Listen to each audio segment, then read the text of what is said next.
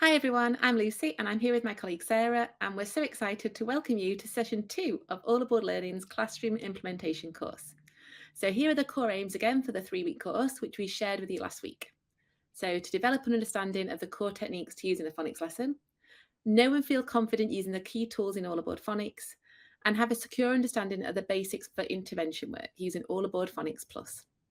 So the aims of our second session. We have 4 objectives that all centre around running an actual all aboard lesson.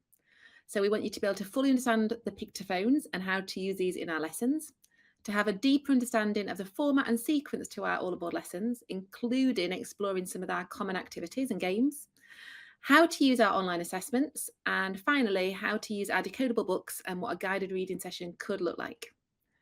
So we're actually going to start with a few quiz questions today, exploring some of the concepts that we covered from last time. Okay, so the first question. Which 2 seaside words have a split digraph?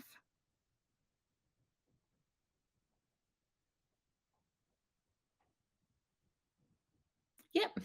So the last 2, ice cream and sunshine. Ice cream has a split digraph I, and also sunshine has a same split digraph I. Okay, next question. What are the 3 essential skills which underpin All Aboard Phonics and indeed any phonics programme?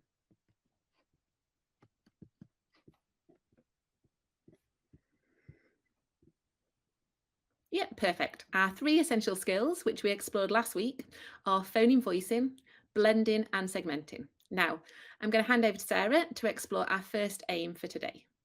Great, thanks. So, our goal is that you leave here today fully understanding the pictophones. So, that's where we're going to start.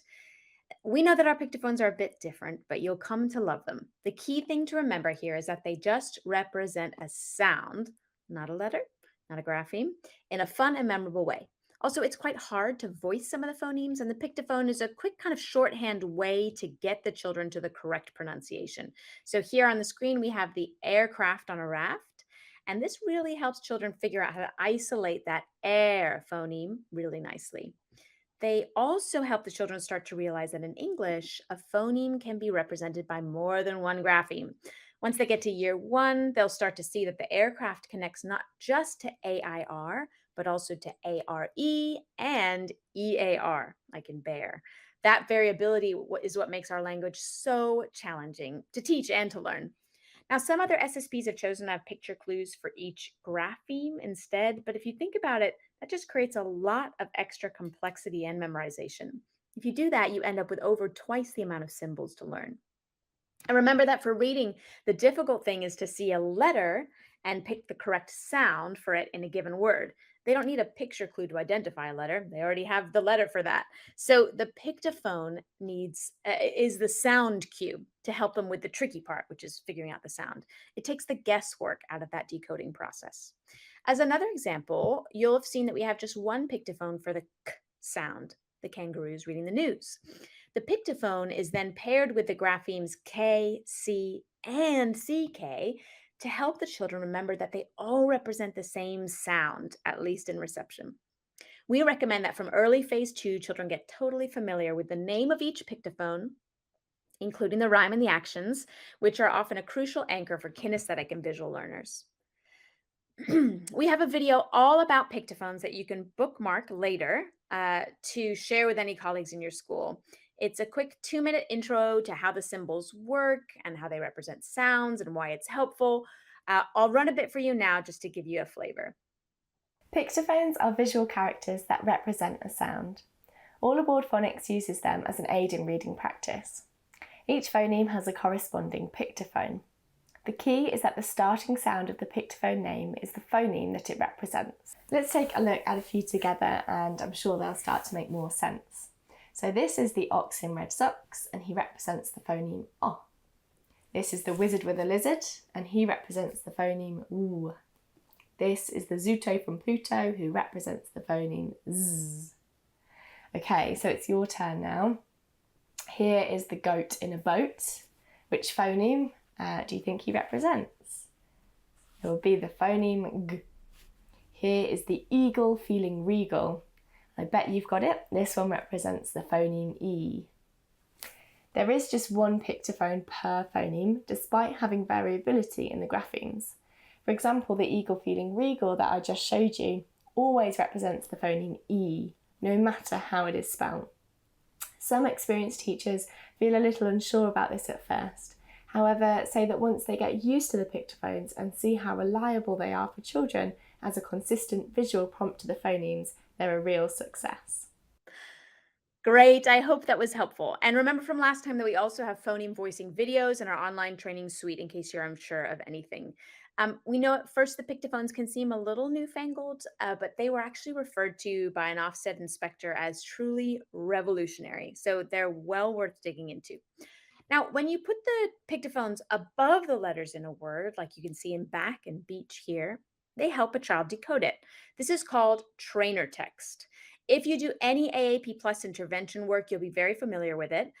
Our intervention flashcards have the plain text word on the front, and then they can flip to the trainer text version on the back if the child is struggling. And they help so much when a child has decoding and blending weakness. During our recent school visits, we also saw some of our schools in Stoke using trainer text all around their school environment. Take a look at a few examples here. We saw a handwriting station linked to Jack and Jill. You can see they've only added the pictophones above the graphemes they've taught, which is one way to go about it in reception. You can see we have tricky word flashcards displayed in the classroom with the pictophones there to help decode those difficult words. These flashcards are in the resources section of your learner management system. And here's a blending activity with sound buttons that they've added, where children make up simple CVC words with the phonemes and pictophones they've been taught so far. Okay, so let's have a few quiz questions here to assess the pictophone understanding as we wrap up this section. The first question is, what is the main purpose of a pictophone?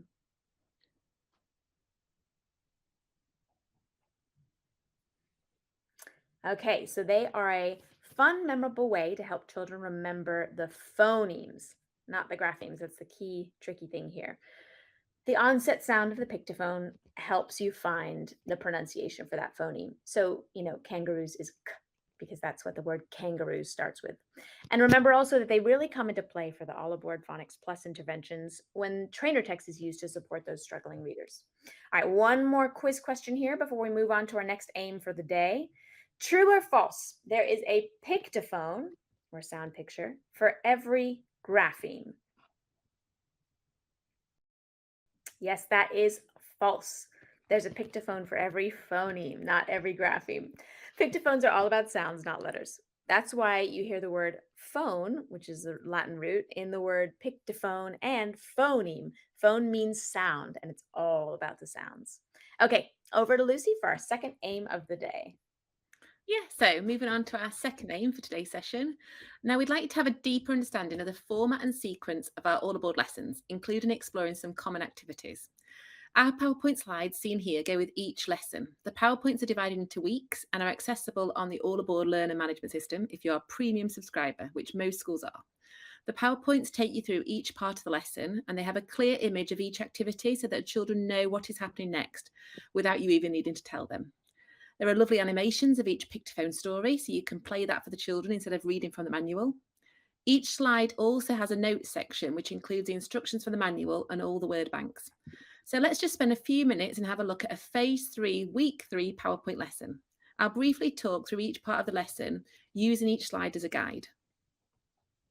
So to signal the start of the lesson, we recommend using the following call and response with your class. So the teacher says, all aboard, let's sail the, and the children respond with, sea of sounds. You can press play on the PowerPoint and hear Captain Morgan's voice if you choose to. Each lesson on the PowerPoint starts in the same way. Okay, then we reveal the focus phoneme and the grapheme and share the learning objective. And this is when the pictophone is first introduced. If you don't have access to an interactive whiteboard, then this is where you'd use your corresponding pictophone and grapheme flashcards. We then have a revisit part of the lesson, which is one of our most common activities, Quick Dash. And Quick Dash is simply where you review a selection of the previous taught phonemes using the pictophone and grapheme flashcards.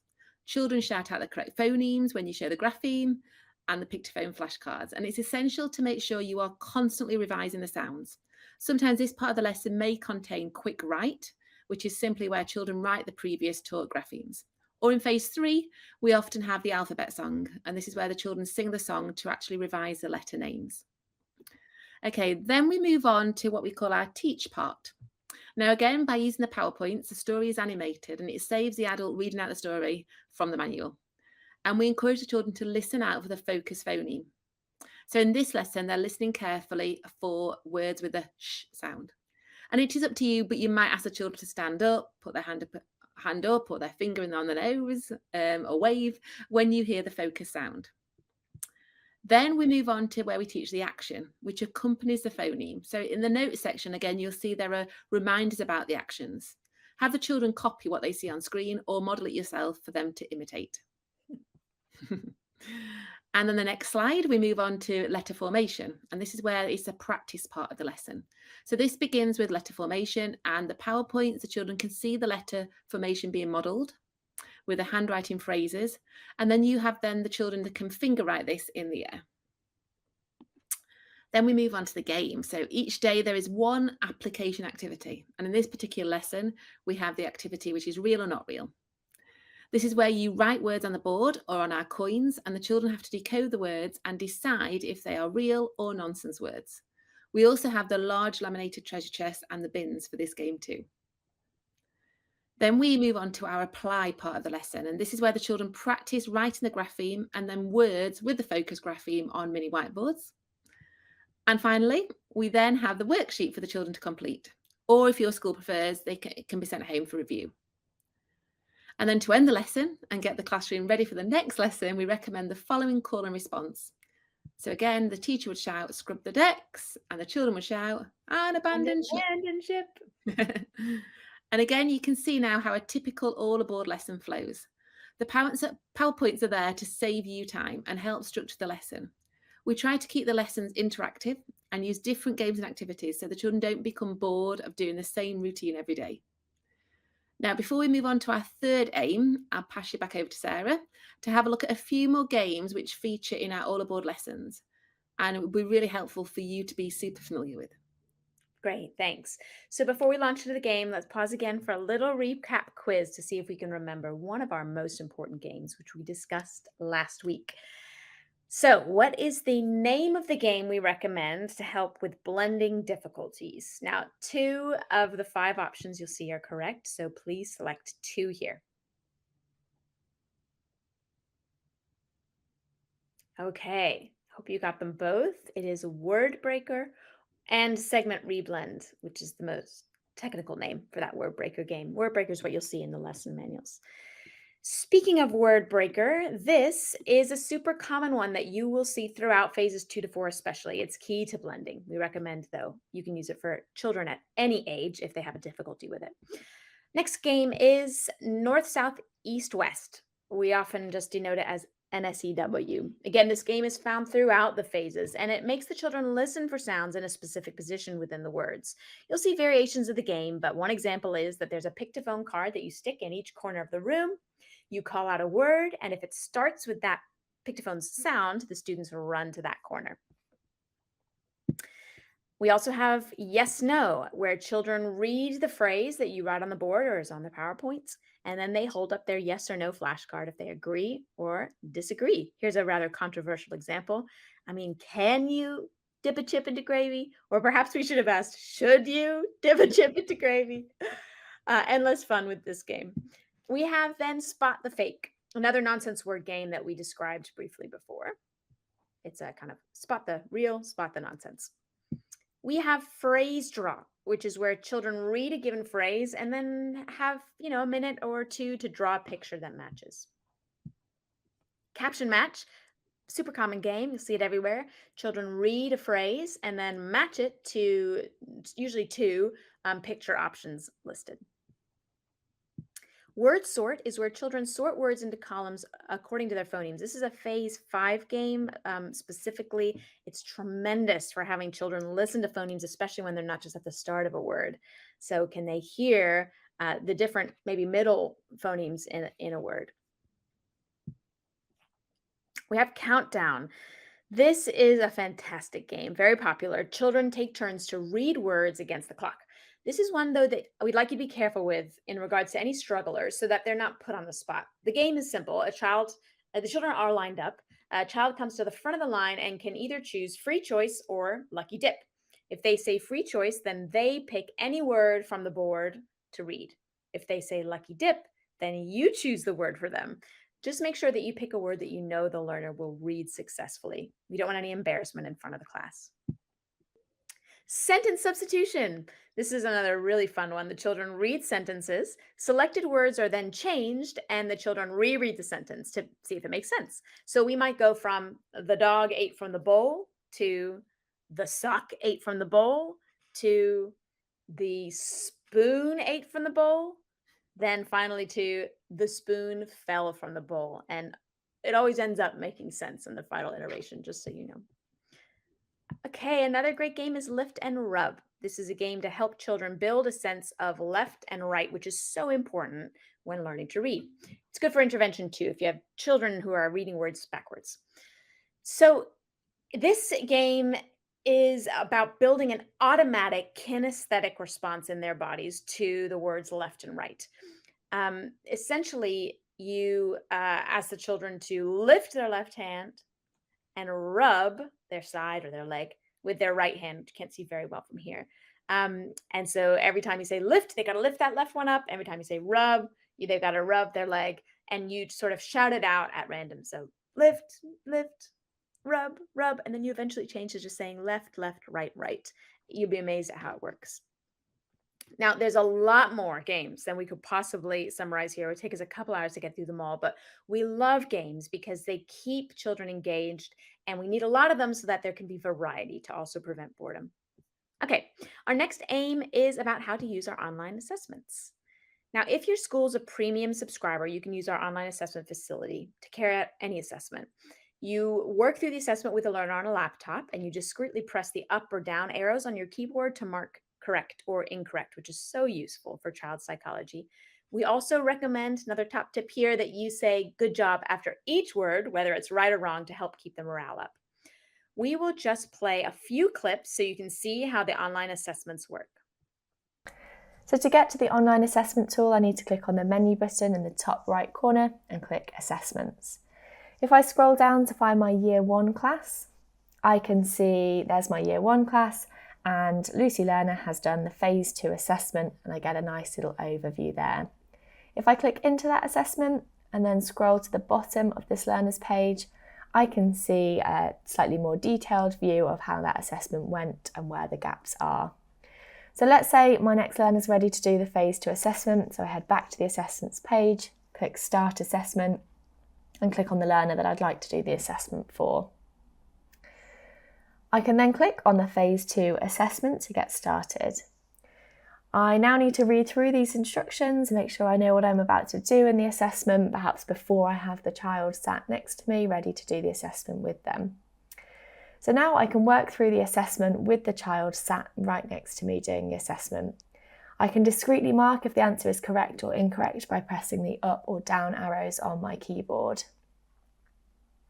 You can pause the assessment at the end of each section if the child needs to take a break or perhaps you've run out of time for that day. So just click Exit once you reach the end of that section. And then if we go back into that learner, we can see that the Phase 2 assessment says Unfinished Submission. So if I click on that, I can see that the assessment was finished partway through, and I can jump back in at the point that I reached last time. Okay, so you can see how easy that is to do online. Now, the next video here shows you how to interpret the data once it's been done. Firstly, to find the assessment tracker data after completing the assessment, navigate to the team you want to view, and then scroll all the way down past the facilitators and learners, and you'll see this grid view at the bottom. You have two ways of viewing the assessment data. Firstly, you can see this learner assessment view, and this shows you an overview for the different sections of the assessment for each learner. So we can see that this first learner along the top row was doing really well with grapheme recognition, sounding out, blending, segmenting, but it was the tricky words that were a little more difficult for them. If I want to see a more detailed view of a specific learner, I can click on the learner's name and that brings up the data on the assessment. So I can then see that it was specifically the tricky words no, go and of that this learner has struggled with. So if I head back into the main learner overview grid, I can see that all of this data shows the raw score for each assessment, the percentage, and also the time taken to complete. The general data is looking really strong, but this view and the colour coding system really nicely highlights where I've got a couple of learners just here and here who have definitely struggled with this assessment and are at risk of falling behind. Anything green or that greeny yellow colour is on track and doing well. Anything orange and red should be ringing some alarm bells, and we really need to address the situation for these learners and get some intervention in place until we're seeing a nice sea of green. From looking at this assessment view, I now know that I need to turn right away to All Aboard Phonics Plus and complete the baseline assessment, start to pinpoint the exact cause of difficulty for those learners who are showing lots of red and orange. Great. That dashboard is brilliant because it gives you both a bird's eye view of your whole class, strugglers and on-target students, but you can also drill down into each student's results to discern whether they need to go on to All Aboard Phonics Plus that you see on screen, which is, of course, our intervention. Also, the assessment is helpful when prepping for the phonics screening too, as our final assessment in phase 5 is a mock screening. All right, as ever, we'll add the link to the resources about the online training on that assessment process. Okay, over to you, Lucy, to wrap us up for the day. Perfect. Great. Thanks, Sarah. So finally, we have our fourth and final aim for today and our decodable books and how a guided read session could look. So our decodable books are designed to be engaging in content and enjoyable to read. We have 23 weeks of books in reception for phases 2 to 4, with 2 books per week available. So your children at age 4 can plough through 46 books in a year. And year 1, or what we call phase 5, there are 34 weeks of books with 2 sets. So again, you have a healthy library of 68 books over the course of that year. And this means that you can really offer the children a bit more variety in what they're reading. Now, we use a big text size, as many children will find this easier to read than a conventional book. Each book has the graphemes or tricky words that the children need to know at the front of the book so that they can be reviewed before starting to read. And we have these books in both printed and digital format. And we really recommend encouraging children to read at home with their parents, either with the physical books, which you can send home, or on the All Aboard app. So as you can see in the top left image, there is a button to press on the app to get you to the digital library. Both set 1 and set 2 books are in the app. It also has an inbuilt trainer text feature so that the children benefit from that visual scaffolding, as you can see on the bottom. Children can click on a word to bring up the decoding sounds. And on our printed books, we have a discrete sorting symbol on the back cover. We've avoided using levelled book bands, as we know children can start to worry if they get stuck on one book band while their friends advance and move on. So instead, we have a seemingly random selection of shapes and colours that correspond to a phase in a week. And you can see an overview of the sorting symbols in the decodable book charts and at the back of our manuals. Now, the second set of books also include guided reading questions built into the back page, which make them great to send home with parents. The questions for the first set are in the guided reading manual. Speaking of which, our guided reading manual is another tool you can use alongside the decodable books. And it basically provides comprehension questions and activities for each of the books. Again, this manual can be downloaded for free in the resource section. We also just want to mention at this point the power of doing a reread in the decodable books. Now, this is how it works. The child decodes 3 to 5 words and then rereads a phrase until fluent. They don't need to read the next phrase until the first one is fluent, to a maximum, I would say, of 3 times. So the first decoding the words will be a conscious process as they work them out. Then in the rereads, they will begin moving the process into their subconscious and to really get that feel of fluency. Once a phrase is fluent, they move on to the next phrase. So again, limit this to about 3 rereads so that the stress and frustration does not kick in. And it is fine to help with a word they're struggling to voice. You can tell them that it's like a little workout for their brain, a bit of brain training, and it literally is a case of fake it until you make it, which is a proven concept from neuroscience. So let's have a look at what this actually might sound like in one of our books. So I've got a page here taken from one of our early phase 2 books called Mud on a Rug. So the learner would begin by sounding out each phoneme to work out the word. So for example, k, it, kit, huffs, and puffs. So give me a thumbs up on the screen if you've ever seen this very choppy lack of fluency. Yeah, in this scenario, we suggest that the learner would then reread the phrase again, and this time they might say Kit huffs and puffs. If there's still some words that they need to resound out, they would reread it again until it's nice and fluent. So Kit huffs and puffs. And that is what we call our reread technique. You will find that there's often some resistance to doing this process, but if you describe it as a bit of a brain training session, often the children go along with that. The key thing for them to remember is that you're not reading the book together just to get to the end. You're reading the book together to improve their reading, and this reread process will make that happen much faster. Now, we'd love to finish the session by sharing small snippets of a video from one of our hub schools, which is called St Anthony of Padua in Liverpool. We've got A. Okay, so this is our phoneme A. But there are different graphemes for A. Look at how they're spelled. We've got A, and A. Your turn. A, and A. Same for ear. Look at the three. Look at the three here. Ear, ear, and ear. Can you see that now? Yeah. Ear, and ear. ear, and A. Ear and A. When we go through our book, I want you to try and spot if you can see these in the writing in our story, okay? Birds use them to spear Good girl. a fish and swallow it down. Which animals have no teeth? Which animals have no teeth? Teddy? Birds. Good boy, the birds. Can we see any of our...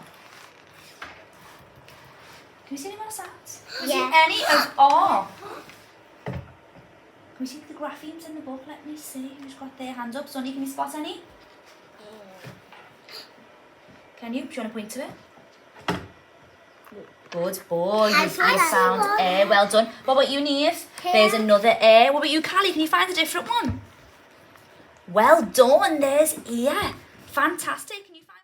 Yeah, so it's a great video. Obviously, the phonemes are pronounced differently depending on your accent, but you can see how she starts exploring the focus phonemes and the different graphemes and then moves on to reading the text. And at the end, she works on spotting words with the focus GPCs for the week. We'll add this to our weekly resources for this session so you can share with colleagues in intervention. Okay, so great. I'm going to hand back over to Sarah now to wrap us up. Great, thanks. So to finish, let's have our final quiz question. When we talk about our reread process, how many words do we recommend rereading at a time? Yes, we always recommend between 3 to 5 words. Any more and the phrase becomes too long to remember. Okay, we are almost to the end here. Let's have a quick look at what we've learned today. We've explored pictophones, what they are and how to use these in our lessons. We've talked through the format and sequence to an all aboard lesson, exploring some common activities. We looked at a set of PowerPoints for a phase 3 lesson so you can see how the IWB resource works. We've looked at how to use our online assessments.